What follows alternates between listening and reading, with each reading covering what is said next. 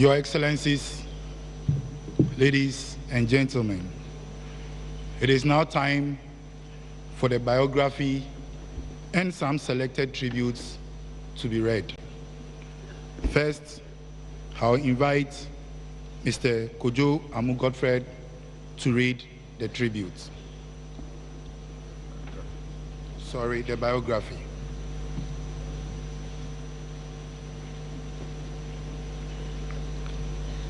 Biography of Kofi Annan. Kofi Annan was born in Kumasi in the Gold Coast on April 8, 1938. But he did not arrive alone. In Akan tradition, Ata attached to your given name indicates you are a twin.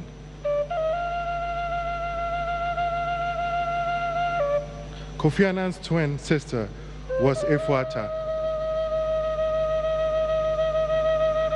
Some say Kofi Annan's peacemaking tendencies in later life came from being a twin.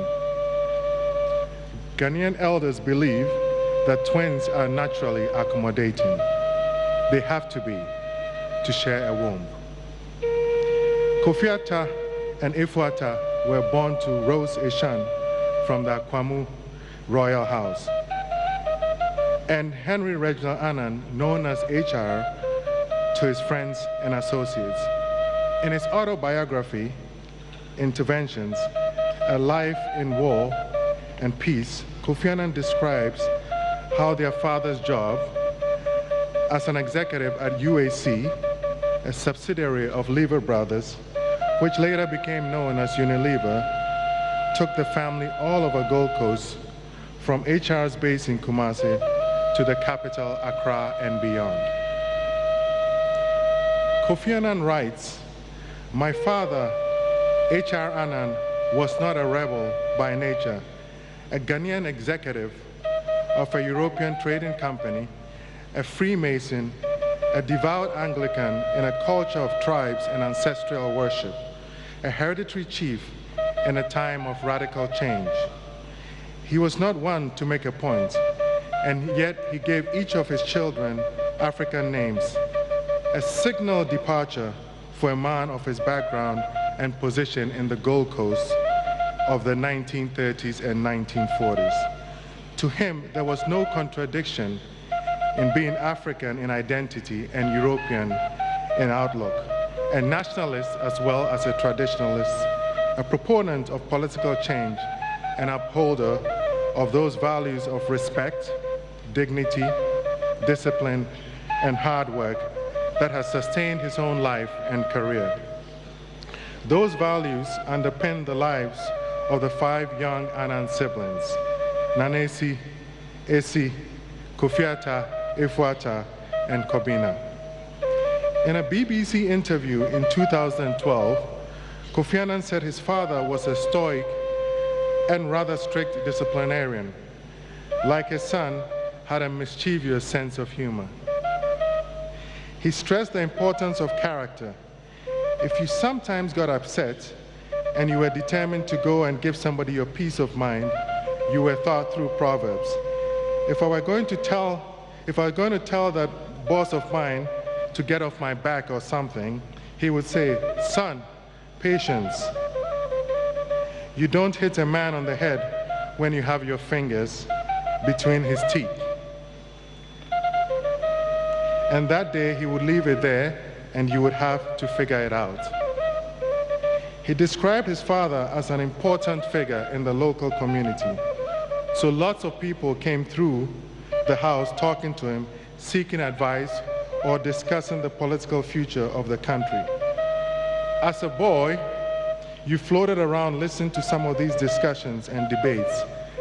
And of course, I lived my teens alongside the struggle of independence, which had made quite an impression on me. Asked once by a young Ghanaian boy what it was like growing up in the Gold Coast and what the world was like when he was young, Kofi Annan replied, "It was a very happy world, very exciting. Like all children, we were sometimes rascally. We got into trouble at school sometimes, We were supposed to work hard and play hard. I'm not sure we always got that balance right, but that's the way it should be. Kofi Annan continued to tell the child that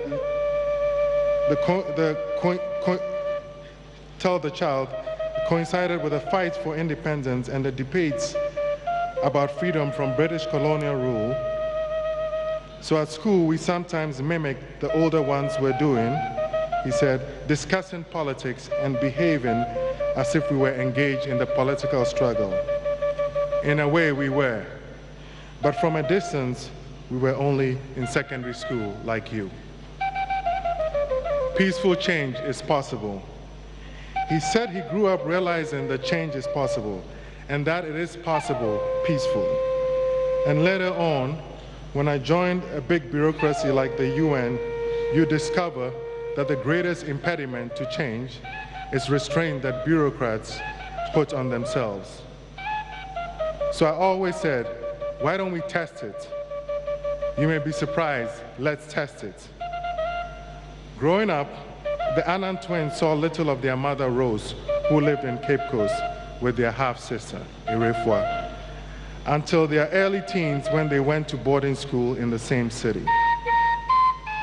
But throughout what Kofi Annan describes in his book as his father's nomadic period, they had a vital constant of the family home in Kumasi, to which we were always returned, meeting with 3 generations of aunts and uncles, and at the many precarious moments of childhood, there would always be someone to go for guidance and love.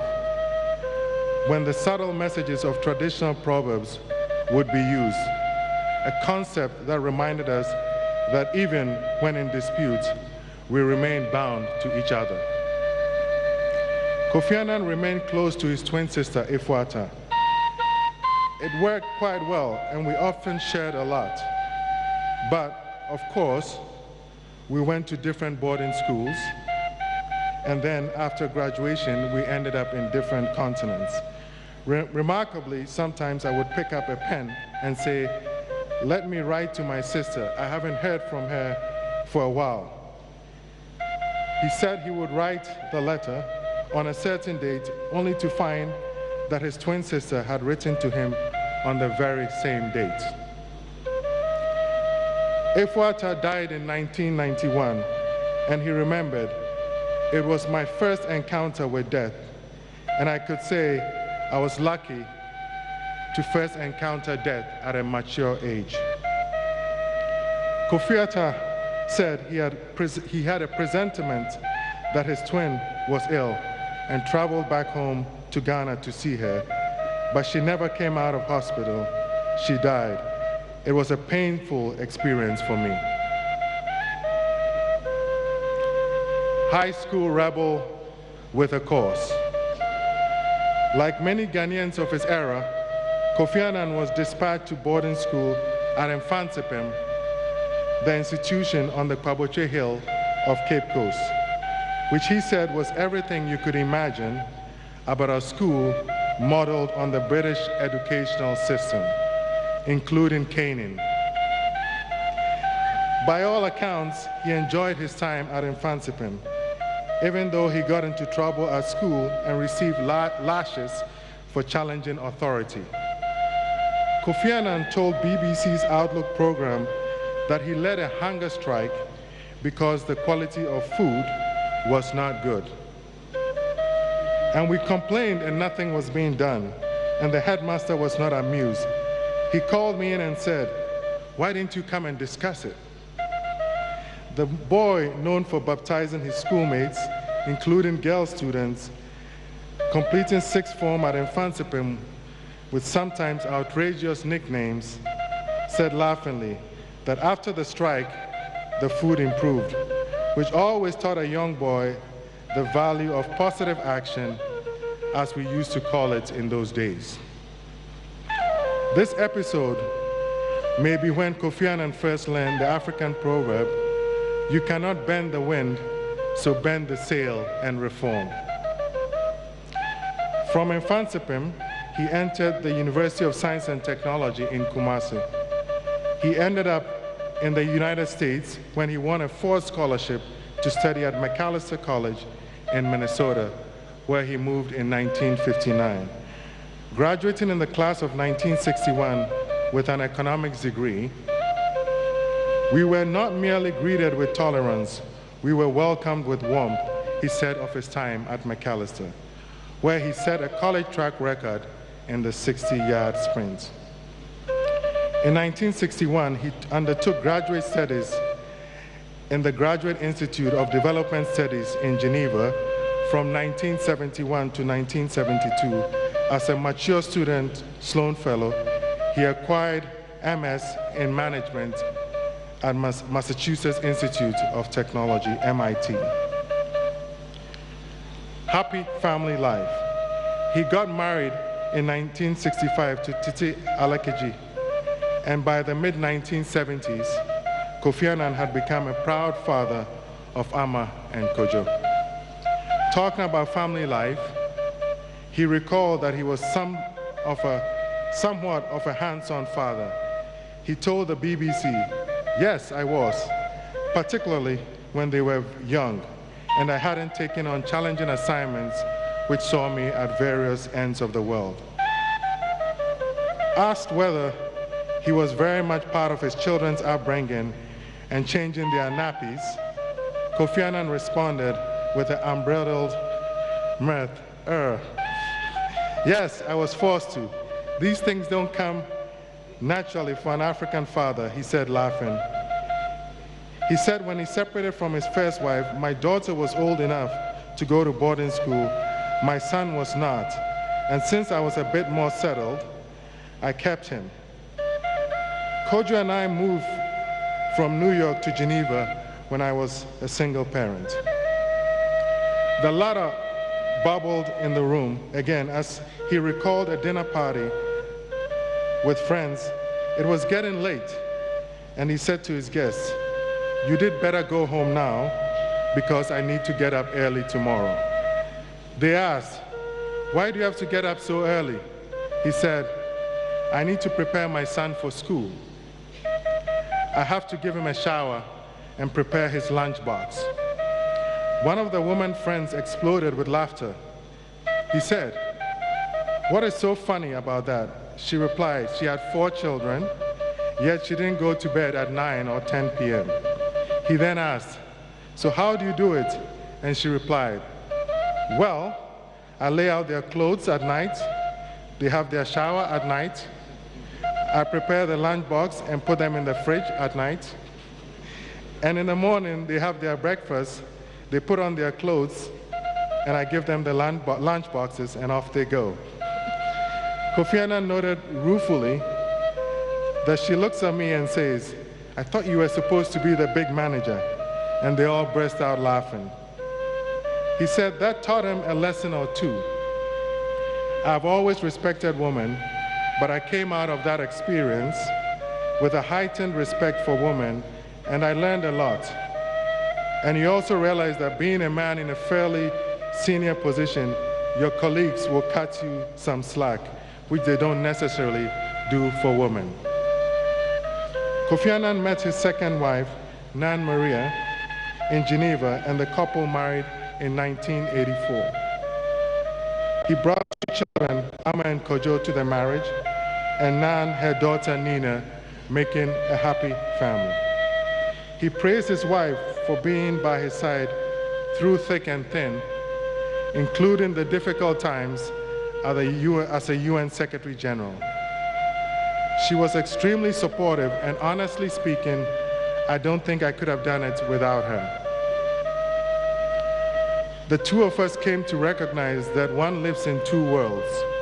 The big world, which is the UN out there, trying to solve these problems, and the small world, which is family, friends, going for walks, listening to music. He said he liked open spaces because you clear your head, you walk, and at the end, you feel you are fit for battle. You are ready to resume. Annan at the UN, diplomat, peacekeeper, peacemaker. Kofi Annan had started his working life at the United Nations in 1962 as a junior officer at the World Health Organization in Geneva. Soon after, at the Economic Commission of Africa in Addis Ababa. Apart from a 2-year break in Ghana between 1974 and 1975, when he returned to Ghana to work for the Ghana Tourism Board Company. He spent his entire life working within the UN system. It was very public, challenging, but ultimately a successful career in which he rose to become head of the UN peacekeeping and ultimately the first Secretary General elected from within the ranks of the organization. He served 2 terms from 1997 to 2006. His time at the UN is well documented, and you find in this book many reports and opinions and tributes from various perspectives, which we recommend. Suffice to say, critics predicted that the soft-spoken, unflappable administrator will become Washington's Pluto, overwhelmed by the intricacies of internal politics and unable to maneuver. Confounding expectations, they could not have been more mistaken about Kofi Annan. He retired from the UN in 2007 and promptly launched into what became another hectic period of his life, setting up the Kofi Annan Foundation as a vehicle for his many activities, including the fight against poverty, the search for world peace and security, global justice and sustainable development, and agriculture. With the establishment of the African Progress Panel and the Alliance for a Green Revolution in Africa, he continued to champion the African continent and promote the Millennium Development Goals, whose creation he had fostered at the UN. Honors and awards, Busumburu and Nobel Peace Laureate. He received many awards for his work. A largely comprehensive list is provided, but we mention 2 here. In 2001, he received the Nobel Peace Prize with the UN for his efforts to revive and reform the world body. And in 2002, the Asantehene Otumfuo Osei Tutu II bestowed Asante Man's highest honor on Kofi Annan, conferring on him the rare title Busumuru. In recognition for his services to humanity, Otumfuo's highest honor on Kofi Annan, conferring on him the rare title Busumuru. In recognition for his services to humanity, Otumfuo says it was fitting that Kofi Annan was the first person granted the title since the founding of the Kingdom of Ashanti in the 17th century, because he was an embodiment of peace. Kofi Annan said he expected life after the UN to be much quieter, because I discovered retirement is hard work. I tell my wife I'll do what Mandela told me he had done. Mandela said, Kofi, I'm now retired from retirement. That retirement somehow never came, and he continued working actively, leading a delegation of prominent group established by Nelson Mandela, called the Elders, to Zimbabwe in July, shortly before the elections, to press for a peaceful transition back to democratic governance. His sudden death, just 4 weeks later, on August 18th, was a tremendous shock. Kofi Annan is survived by his kindred spirits, soulmate and beloved wife, Nan. Their children, Ama, Kojo, and Nina, and 5 grandchildren, 3 sisters, Alice, Irafua, Adakwe, A.C. Arthur, and A.C. Kwenu, and a brother, Kobina Annan. And a nation that mourns his loss, but feels forever blessed by the life of Kofi Annan. May he rest peacefully as he truly deserves. Thank you.